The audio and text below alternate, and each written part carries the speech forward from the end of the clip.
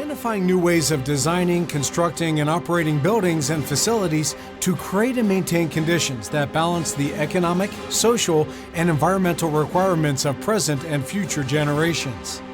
Keynote presentation on sustainability in facilities with Ramon Rahangmetan. Hello, first of all, thank you so much for the invitation. My name is Ramon Rahangmetan. I'm from the organization Circle of Sustainable Europe. And today I'm going to talk about sustainability and green facilities. And let me continue to the next slide. So in this presentation, I'm going to talk about Erasmus Plus projects, why it's important not only for students, but also green facilities and sustainable development in general. I'm going to talk about university partnerships and examples that we have with certain universities that we do these projects with. Third point, AI for SDGs webinar series in collaboration with the United Nations Development Programme and the UN Environmental Programme. Why we do this is to bring the topic of AI closer towards the people and what opportunities it has to implement the SDGs.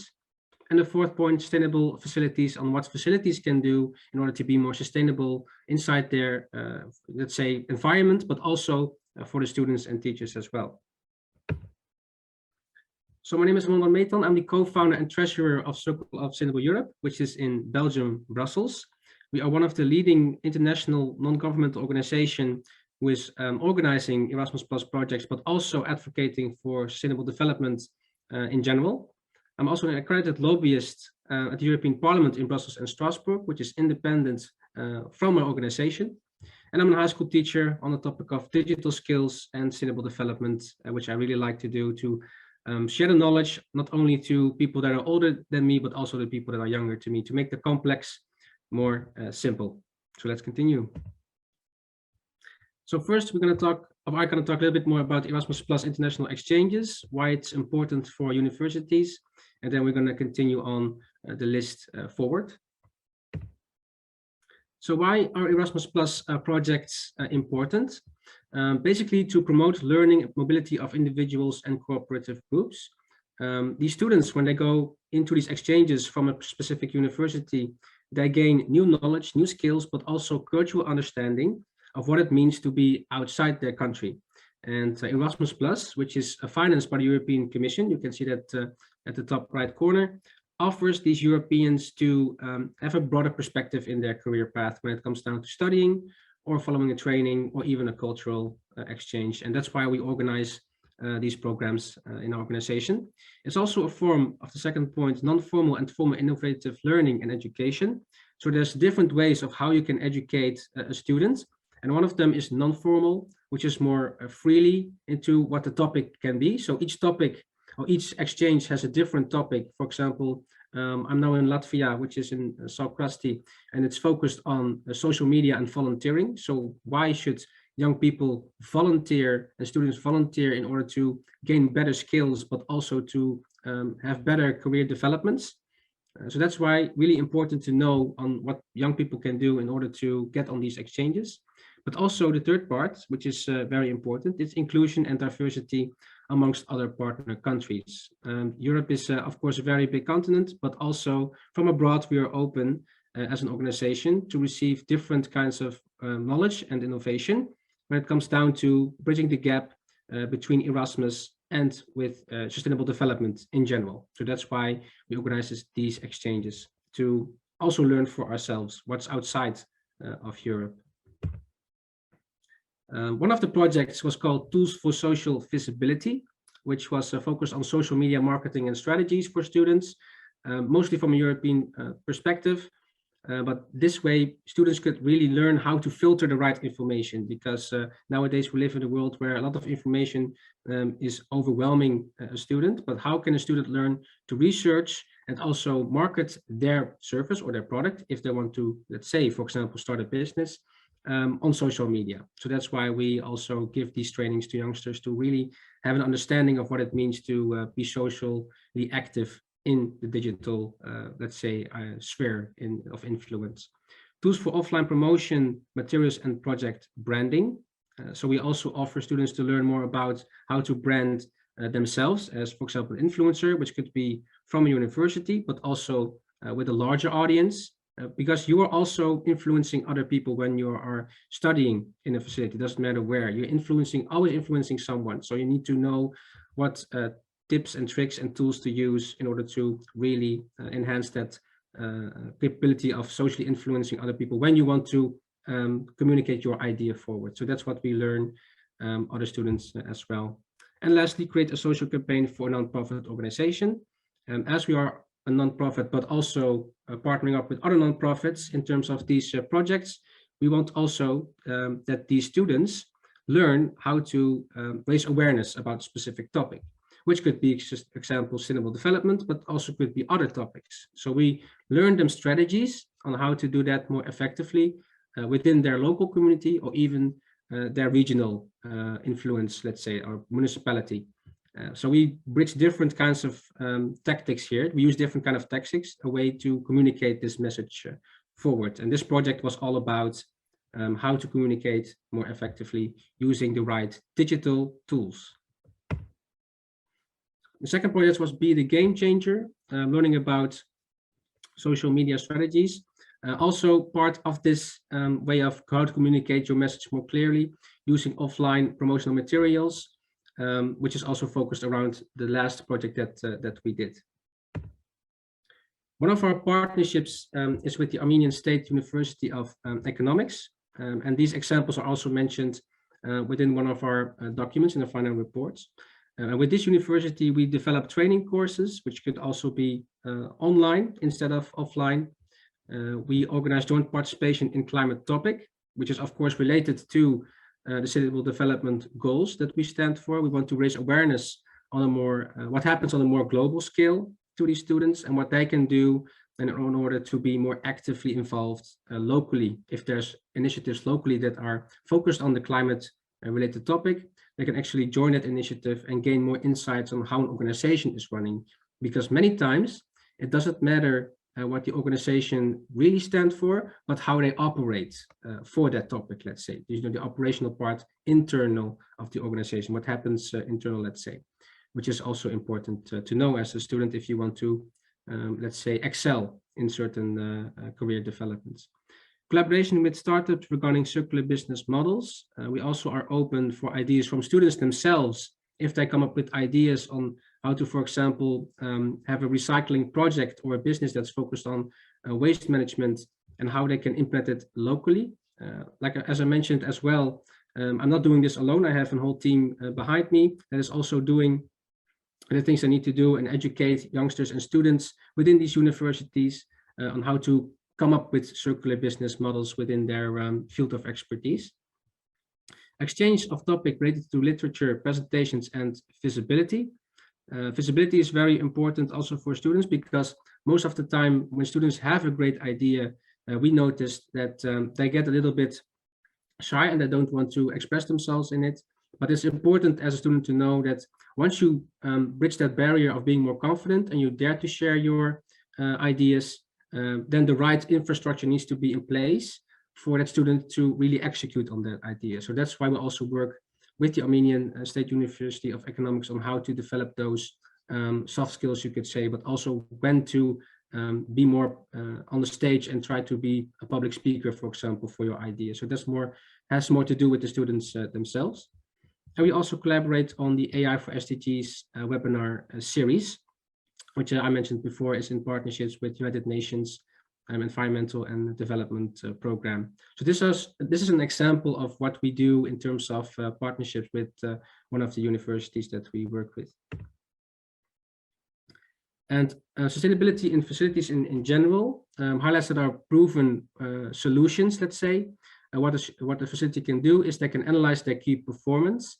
We noticed working with, for example, university in the Netherlands, that they really had great key performances, but they were not executed in a way that was on time, let's say, because we all know the SDGs have a deadline, which is the Agenda 2030, and we all want to have specific targets to be hit, let's say, not only nationally, but also from a university or a facility perspective. So that's why it's important to first analyze key performances from a university, update the energy efficiency. There are a lot of technologies out there that can actually help a university to be more energy efficient, not only for consumers, but also for universities in general. Use eco-friendly cleaning supplies. We have also examples of some projects that we did on how can university use more eco-friendly cleaning supplies with students helping them to clean also. So students become part of projects inside the Armenian State University of Economics, how to make it more sustainable in general. So that's also an important way how to engage with students and teachers together. Perform preventive maintenance. Prevention is the best way to, of course, cure, let's say, disastrous outcomes. So also be aware of how you would like to prevent certain things, and also be able to measure those outcomes. Implement recyclable practices, which is also interesting as well. Students that are aware of their environment, but also inside the university, that they need to clean up what they use. Are really small examples, but usually all things start small. And once students are able to do those things in a small way, then they're also going to be, let's say, idealistic more about the future, and also think about ways that they can limit their footprint, let's say, on the planet in general. So it starts with small things, but eventually it has better outcomes in the future. And of course, organize info meetings with workers.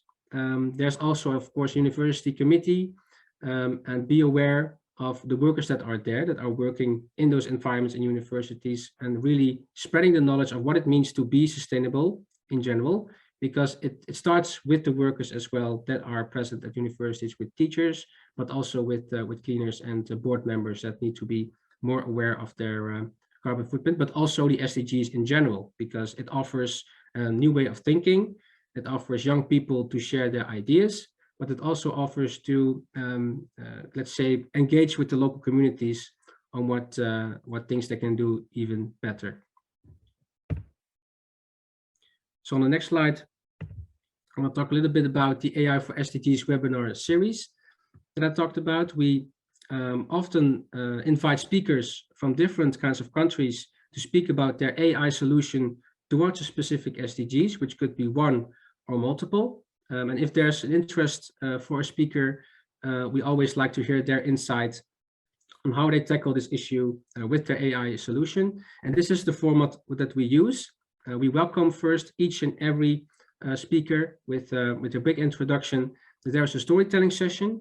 So we have 5 speakers that are doing storytelling sessions, presentations, basically. And each speaker has 15 minutes to tell about their impact they have with their AI solution, which could be very general, of course.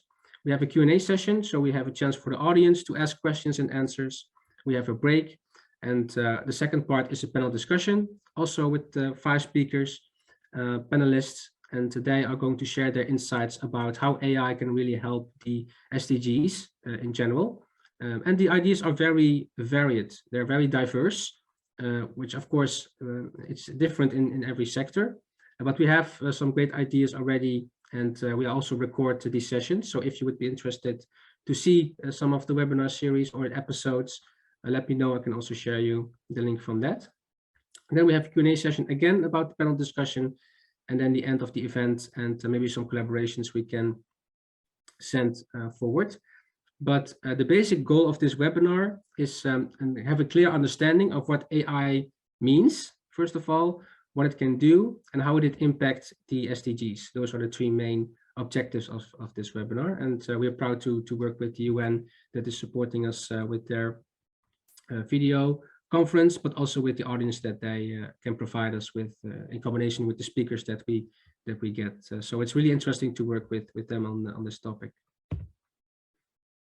As I mentioned, the first session is focused on AI changemakers and enthusiasts who achieve the SDGs. I said is very varied, so it's a different way of seeing an idea being implemented.